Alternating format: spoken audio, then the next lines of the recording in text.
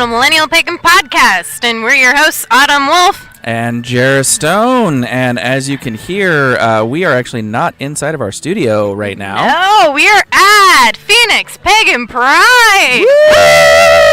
Woo! That's right. Today is the day. Of course, if you're listening to this, it's after that time, but that's all right. That's all right. But yeah, we've already had a bunch of people come up to the booth. Yeah, so thank you to our current listeners who've said hi. Welcome to the new people who met us here today.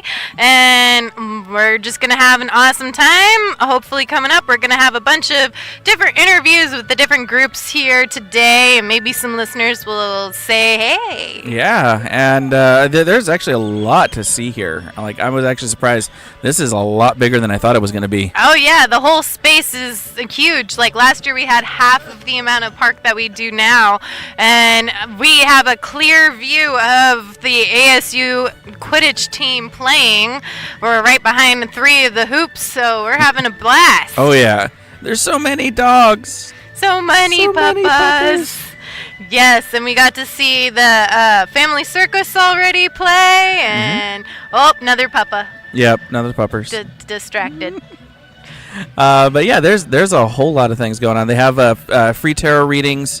Tarot readings all the way on the other side of the park, which is the south side. We are on the far north side. Yeah, which is fantastic. We are in the grounded earth section. I feel a lot more grounded than I would be if, say, we were in the east. Oh yeah, definitely. But yeah, this is actually my first time ever to this park. So you've never been to Steel Indian School? Never been to Steel Indian School. I was coming here once for 4th of July. Oh, okay, yeah. And we literally parked just as the fireworks were finishing because they posted the times wrong. Oh. So we never actually made it onto the grounds, and I'm like, oh, okay, well, we'll see what it looks like. And yeah, it's a very nice park. I'm here once a year. I like it. I would do more events out here. Yeah, it's very nice. So, well, we're going to sign off for now, and you'll hear us on when we're interviewing. Yep, so on to the interviews. Woo!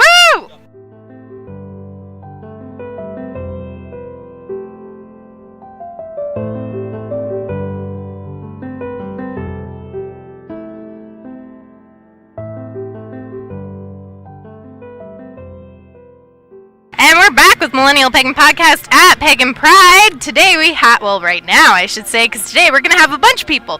But right now we have Gwen with Tucson Area Wiccans and Pagans Network. And hello, Gwen! Hello. So tell us, what is the Tucson Area Wiccans and Pagan Network? Oh, I got it. Twan for short. Twan. Oh, like Dawn. We're going to have to fix that on our last episode. Yeah. Oh. Yeah, we went down to the Fall Fest in September. Yes, we did. So what that is one of our annual Fall Fests. It's a gathering much like this. We have vendors. We can, get together. We have a ritual at the end of the Fall Fest. It's lovely. And one of the things that TON does besides the Fall Festivals is we observe the Sabbats. Okay. Quarters, cross quarters. And it's not always Wiccan. We also have, like, druids will come. Sometimes the heathens will come and present. So what a newbie or someone who's not a newbie who just wants a little solitary popping out. Solitary popping out, a little camaraderie. If people go to our website at www.tawn.org, they will be able to pull up and see when our next event is. Pagan-friendly businesses are listed there for the Tucson area, of course. Right. And groups that are there as well. They can come out to La Madera Park. And we have what we call our Cauldron Luck there on the second Sunday of each month, except for Mother's Day. We have to move it for that one, of course. No, that makes sense. But let's see, what was I saying? Oh, yes. So we have our Cauldron Lucks, second Sunday of the month. And it's also the location where we do community service. We clean up the Ramada at that park. Nice. That sounds fantastic. So you're pretty much a great resource for anyone who's pagan, Wiccan, or semi-identifying for the Tucson area, is what I'm hearing. Absolutely, and we can give them information from other groups, like if they want to hook up, say they're Druid and they're like, I can't find them. we can help them find and So locate. if you're moving to the Tucson area, new to the Tucson area, or just lived there and never knew, where do they hit you up one more time? www.tawn.org. Fantastic. Thank you, Gwen, so much for your time. Oh, we had a thank you so blast, much. and I hope you're having fun here I at am. Phoenix Pagan Pride. Blessed be. Blessed be. Blessed be.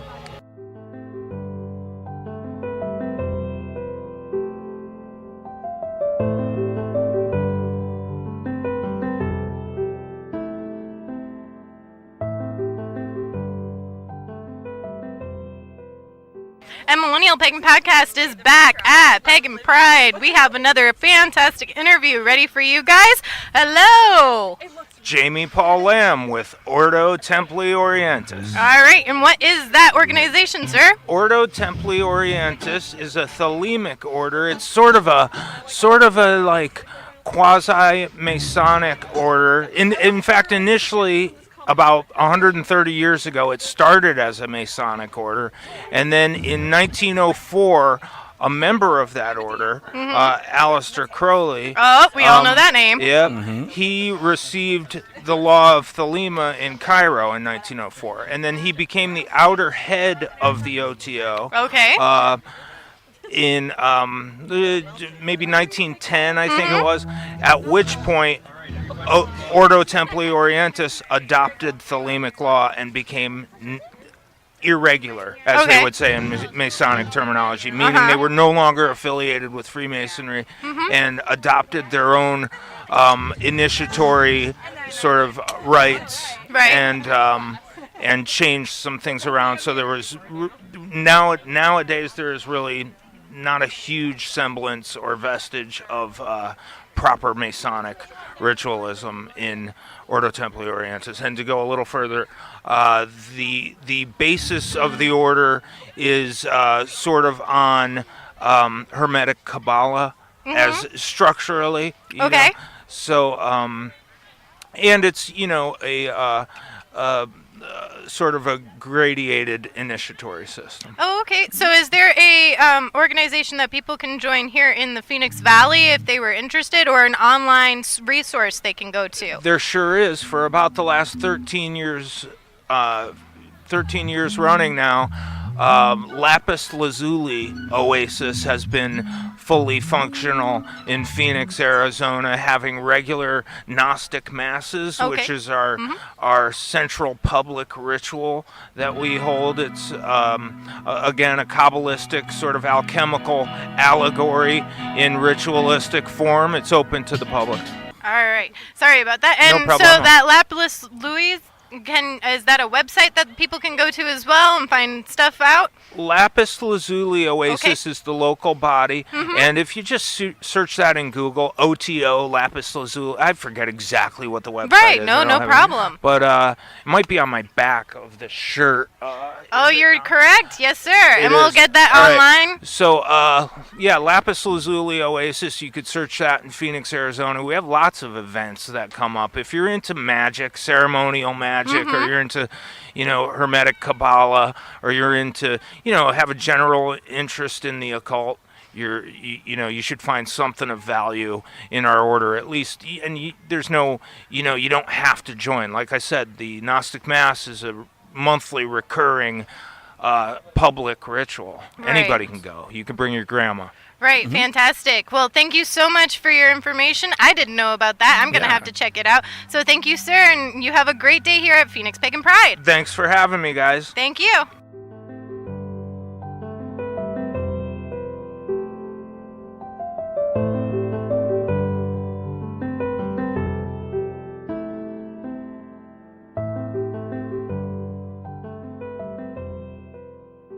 And Millennial Pagan Podcast is back at Phoenix Pagan Pride. Today we are here with Nancy from Sacred Spiral Church. Yes, welcome. Hello, Nancy. Hi there. So what is Sacred Spiral Church? Sacred Spiral Pagan Church is, we started out as a coven, and about 2007 we decided that we had gotten too big to be a coven. Right. And we decided we really wanted to go more public, we wanted to go more mainstream, and we wanted to show the community as a whole that pagans are not something to be feared. Right. So we formed a 501c3 federally recognized church, and we have been holding public rituals since then. Every full moon, every Sabbath, we do full public rituals in a park in Mesa. And we also have a meetup group that meets once a month at a restaurant, local restaurant, the Denny's on Stapley in Maine, on the second Wednesday of every month. We're there 7 to 9 p.m. Okay. And I run the year and a day classes on Fridays. Oh wow! So there's year and a day classes. Are there other education classes or?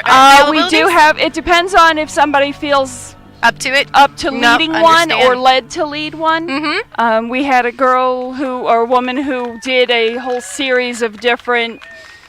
They were kind of along the lines of the Golden Dawn stuff. She did like the lesser banishing ritual, and she did a little bit more advanced classes. Right. My classes run every Friday except when we're doing a full moon ritual, and the second Friday of every month. That's my husband and mine's date night. Fantastic. So we take the time for us. Do that. Good. But Gotta do it. yeah, we know, and we try to keep everything balanced. So she would do those classes on those nights, right? So that way it didn't interfere. Okay. We're an eclectic church, totally non-dogmatic. We literally any path, all paths that lead to the divine are the right path. Right. Whatever you follow. We've had guest people do rituals for us. We've had a, I think it was a Golden Dawn one. We've had Druid rituals. We had one woman who came in and did an Egyptian ritual to Bast. It was amazing. We've done, all different kinds. Sounds fantastic. So where can we find, or where could an interested person find Sacred Spiral Pagan Church? Well, right now we're a church without walls. Right. We hold most of our rituals at Falcon Field Park in Mesa. Okay. You can Google us, Sacred Spiral Pagan Church of Arizona. We come up at the top of the list. Ooh. Nice. And you can Facebook. We're on Facebook, and we have our calendar on Facebook. Fantastic. So everybody can log in and see when it is and get directions and all of that stuff. And let us know they're coming. So this way we make sure we have enough supplies. Right. No, that sounds great. So thank you so much for your time. We appreciate it. You're welcome. Thank you. Thank you. Have a great day. You too.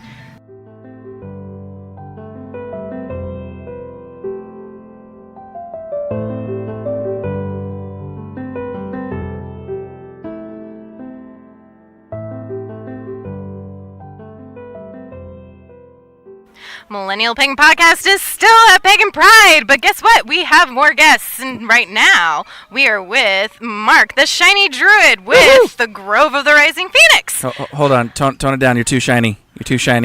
Okay, thank you. There we go. I couldn't see. Here we go, glasses. Thank you. Oh, he brought us sunglasses. Ever the Boy Scout? Yeah. So, what is the Grove of the Rising Phoenix, Mark? We are a collection of druids here in the valley. We are going on over 10 years now as a grove. We are affiliates from the Irish Cultural Center, which means we get to have all of our rituals in a 7th century style castle in the middle of Phoenix, Arizona. And it's beautiful. It is absolutely cool. Yeah, we actually went to Mabon. Was it Mabon? No, it was Lugnasa. Oh, they Lugnasa, didn't have Mabon. That's right. It was Lugnasta. Yeah, Yes. we were there for Lugnasta. So we do all of the celebrations for the year, and there are 9 of them, but 5 of those are private. Only 4 are open to the public. We do a summer solstice, which is a huge toga party. What we do is the Grove of the Rising Phoenix believes in hearth cultures. So every one of us has a culture that speaks to us. My particular case, it's Celt-Iberia, 150 BC. We have others that are more into Wales, 7th century AD. We've got a few that are Norse, specifically Denmark and Scandinavia, more 10th to 11th century. And the rest are focusing more on Welsh and Celtic, probably 3rd, 4th, 5th century AD. So every one of these rituals is styled on that particular hearth culture. So those weapons, we carry sharp pointy things. Those kinds of ritual garb, and yes, unlike some people, we do wear clothing. I know, the Celts, paint yourself blue, run around naked. Not so much. And a toga is a toga, which is a toga. Yeah. So we also interact with the Irish Cultural Center itself. There is a Yule celebration, which is an Irish Roman Catholic celebration on the 21st of December, but they invite us in as their druids to do a pagan ritual in the middle of their entire festivity, and we've been doing that for 9 years now. Wow. That's amazing. So that's kind of cool, seeing pagans and non-pagans working together as one. Sounds like Bridget would smile upon that. Yes, Yes. exactly, and that's actually the patron saint of our grove. Oh, fantastic. Or goddess, Yes. or in my term, God, because I don't use goddess, I use God for both. Very equally. I like that. Equal.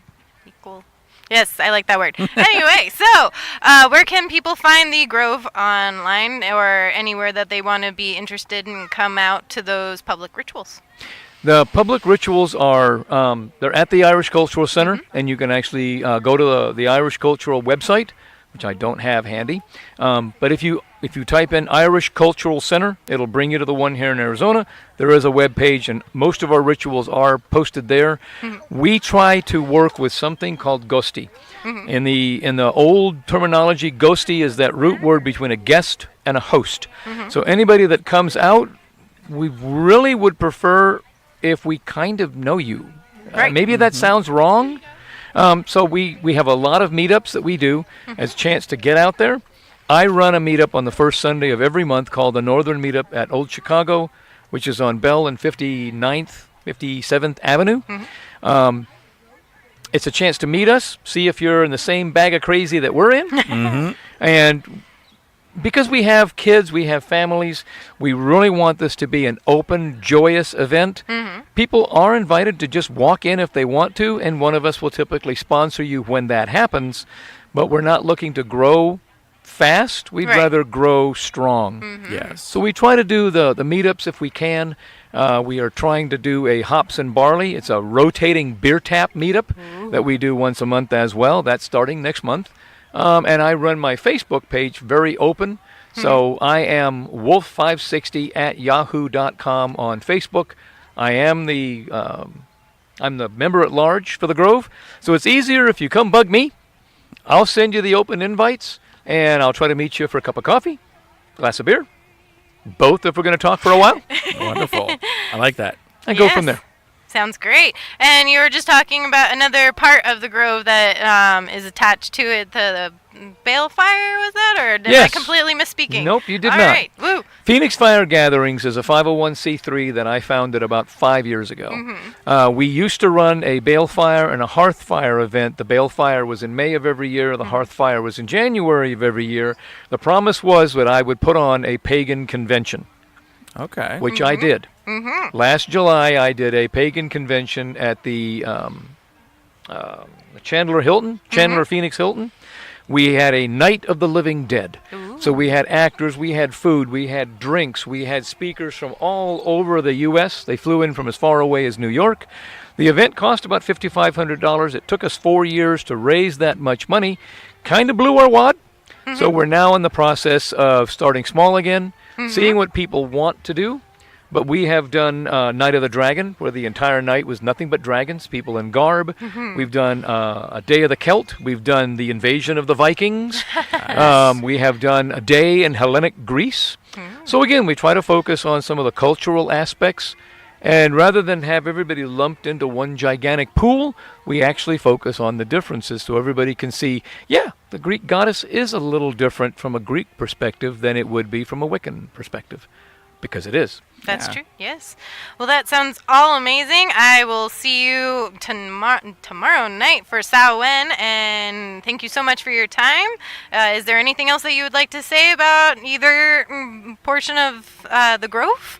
Well, the Grove is, again, we are a group of historically based druids, and I know that sounds ridiculous, but we are avid historians. We actually have basically a book club. We do book readings together, and it's the idea that we want to understand as much about our ancestors as possible. So yes, we do run around with sharp, pointy things. We've got books galore. We love to quote all kinds of history, and if that's your bag of crazy, we could be the druids you're looking for. Ooh. I like that. I like That's that. good. Well, thank you, sir, for your You're time. welcome. And I hope you have a great time here at Phoenix Pagan Pride.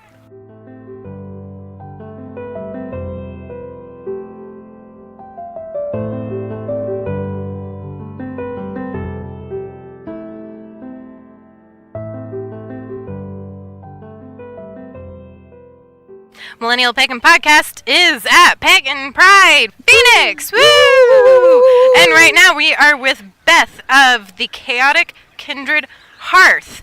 Hi, Beth. Hi, how are you? I'm doing fantastic. How are you doing today? It's a little warm, but it's good. Alrighty. So it's the beginning of November, and it's still this warm. Yeah, well, it's only in the 80s, so that's pretty decent for us desert dwellers. Welcome to Phoenix. Yes.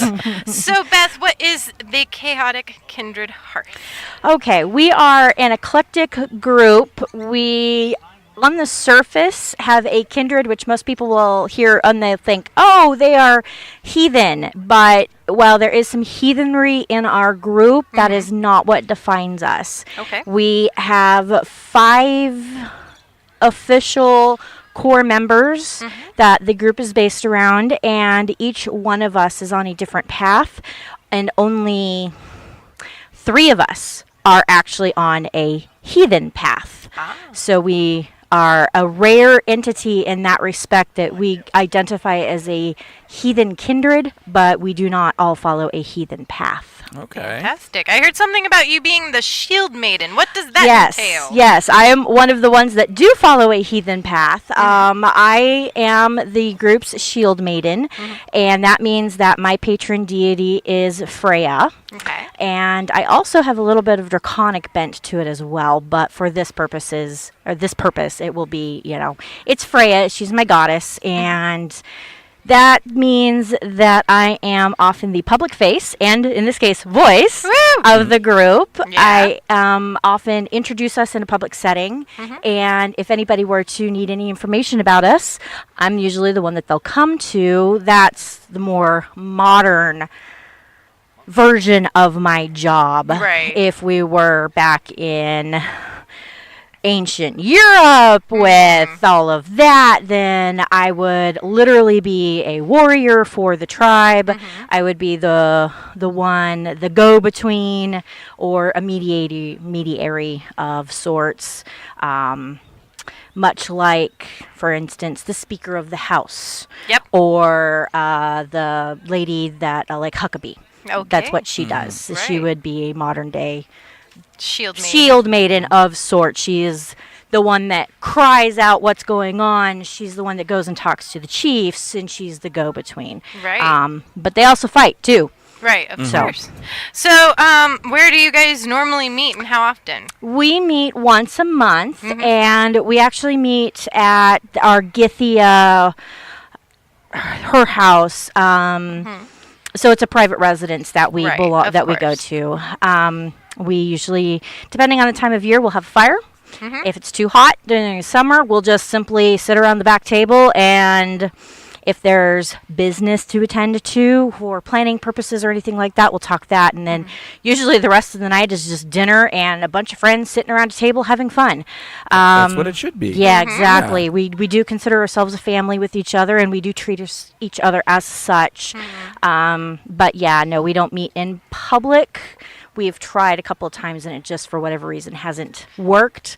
But we do hold Sumbul or Bloat once a month for that reason. So.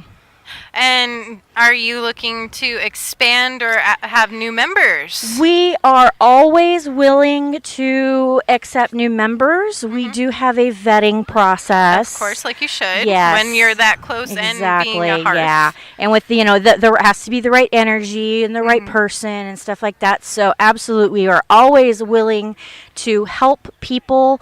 Either if they don't belong with us, then we are more than willing to help them find their right path. And that is, I know you're probably going to get to that here in a second, and that's kind of what we specialize in, is helping people find their path in this world. That sounds beautiful. So where can we find you if people want to reach out to you, want your assistance, or want to be part of you on the internet? We have a public Facebook page. It is under the Chaotic Hearth Kindred.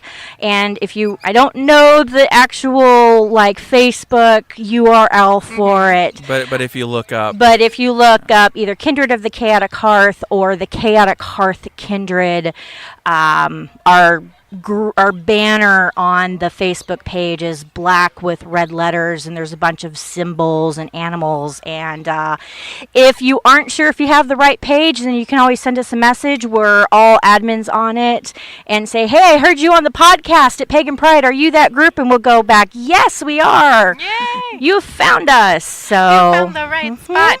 So you're talking about that you're chaotic. What is chaotic to you guys? Because that is that could be a very loose term. It is, and there's definitely two different paths of thought. There's chaos magic, and then there's just straight up chaos. Right. And what we do, or the path that we collectively follow, is chaos as a universal entity. Chaos as in the unknown, the unexpected, the I meant to do this, but this ended up happening instead, or just the general chaos of day-to-day life. We do not try and make sense of it. We do not try and put it into order, but what we usually will tell people is that we are the ones that stand in the dark, so others may stand in the light. And we often deal with the dark and the nasty, so that others don't have to. And that's also the chaos side of it as well, is that not everything that is dark is necessarily evil or bad. It has to be. You cannot have light without the shadows. It's actually kind of funny you mentioned that. I was actually talking to somebody who came up to the booth not too long ago that we were actually talking about, because he deals with the more satanic path. And he's like, I don't really see it too well represented out here. Yeah. And we just kind of got into the conversation, like, yeah, you can't really have the light without the dark. No. And we don't really follow that necessarily. Right. We actually do have a couple of friends that are Satanists. They are amazing people, and they will literally give you the shirt off their back. Definitely. But that's, we each have our own patron god or goddess, and some of us have more than one, but none of them are really that per se. What I'm talking about is our chieftain is also a Lokian. He's also draconic too, but he's also a guardian. And so in public writ or in a public circle, often he will stand outside of the circle and not participate in the circle itself, but he will keep an eye on everything that's trying to get into the circle. And if it's not wanted, or if it hasn't been invited in, or anything along those lines, he is what stands between the circle and whatever is trying to get in that's not supposed to be there. Yeah. So that is what we often mean by we say we stand in the dark so that others may stand in the light. It's a little tricky to try and explain sometimes. Oh, yeah. They I know, I look think at you us did it and well. go, you do what? I think Really not that bad. Yeah. I think you made it very clear. I think our listeners know exactly what you're saying. Thank you. I think that's very an obvious part of what you guys are trying to do for the community.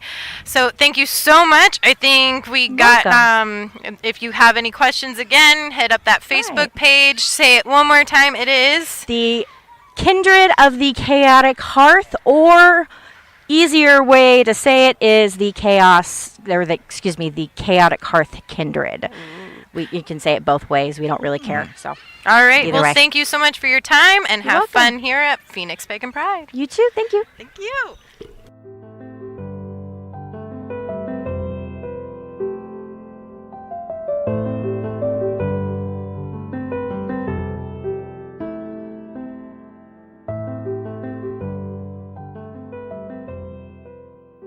All right, so we got a few interviews in. I think we got some really great material. I think people know what's out here at Phoenix Pagan Pride as far as groups, kindreds, hearths, heathens, churches, and such and such. Yeah, I mean, we saw even I mean, there was a couple more out here that I actually talked to one of the guys that did the Ossetru ceremony, the ritual and for the midday ritual. Right, and we're hoping to get them in for a full episode coming up. Our dear friends Naama and Renee were here in their respective booths. We had a lot of previous guests and future guests come up and say hi. We made some great friends, so thank you. If you stopped by, I hope you enjoyed your gifts. And I think we had fun. Did you have fun? I had fun. I won something. I know. Okay, so let's actually take a few minutes to talk about that. So they had the Bardic competition, Jera, and you got to watch a little bit more of it than I didn't obviously participate. Tell our listeners about it. So pretty much it was just a couple people coming up and either singing a song or reciting a poem or just talking or whatever Being talent they bards. have. Being bards. And I was like, okay, well, I do love to sing, and so actually went up and sang one of my favorite Halloween / Samhain / witchy songs. And what was that? And that was "Come Little Children" from the movie Hocus Pocus. Creepy, creepy. Creepy, creepy. And as I was singing it, because I actually have the full four verses. As I was singing it, there was actually a child that kind of walked up and was singing along as well. I heard multiple other people singing along with you as well, and I think that really might have weighed your chances at that win. A little bit, but it's a pretty popular song, and I wasn't going in expecting to win. I was just going in just sharing my gift. Right. So what'd you win? So they had this little goblet, little cup. I wouldn't call it a little goblet. Yeah, it's normal-sized goblet. It is a normal-sized goblet, and actually has Odin on it. Yes, and a couple of different northern symbols and some weaving. It's very gorgeous, actually. It is. I am definitely going to be using this. What is amusing, because the people who were putting on the Bardic competition when we first got here didn't have tables, so they utilized our table to visualize it or put it out there so people knew, and we kept telling people as they walked up, oh hey, this is going to be the win. This is what you win if you win the Bardic competition. And well, I guess it found its home. Yeah, where it's been all day. So, but that was pretty fun. Good little warm up, because I'm also going to be singing that at our ritual tonight. At the Arizona Reclaiming Ritual, yes. Yeah. That sadly I just don't have the guspa. I know. The guspa in me to go, and so. And I'm gonna take like a short nap on the car ride over there. You're gonna make poor Sunshine drive. Well, yeah. Oh goodness. Give that woman some coffee. I did this morning, and we're probably going to stop at a Dutch Bros on the way over. Good. All right. Yeah. Yes. So they also had a hot dog vendor here. Oh my goodness, yum. Oh, okay. So I got the Sonoran dog. I got the traditional brat with kraut because I am genetically somewhat kraut, so had to have some kraut. Yeah. And they also had a vegan dog option as well. And vegan bread. Vegan bread. They had pretzel bread. So that was very delicious, and it was. They got a lot of business today. Yes, they did. Well, they were supposed to have a little bit of competition. Competition bowed out, so I guess good on them. Yep. They got all of it and all the luck. There was a lot of really great vendors that you'll see on that Facebook video that we have, and so I think we had a great day. Yeah, we definitely did.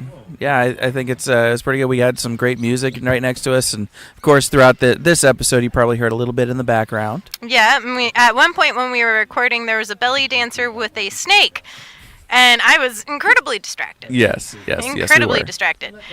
Anyway, so thank you from all of us here at Millennial Pagan Podcast for listening to us, and any Patreon supporters, thank you for being awesome. Yeah, your Christmas gifts are coming, or Yule gifts, or winter solstice gifts, or whatever you want to consider them. Yep, your winter gift. And of course, if you guys have any questions as to who we talked to today, what we saw out here, or anything that's going to be in the video that we're going to be posting, feel free to message us. There will be information in all the descriptions as well. But if you want a little bit more of a direct connection, just let us know, because that's what Millennial Pagan Podcast is. It's a conversation, and we love the feedback that we've been getting from you guys. Yeah, and just a heads up with the groups that we invited every group that had a booth here, and some that didn't, to talk to us and to add their statements, and that way that everybody knew what was here in Arizona or what's available to them. So if you don't exactly agree with a certain group, there's a certain political or historical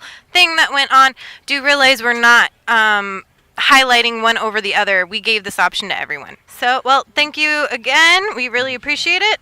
And from all of us here at Millennial Pagan Podcast, merry meet, merry part, and merry meet again.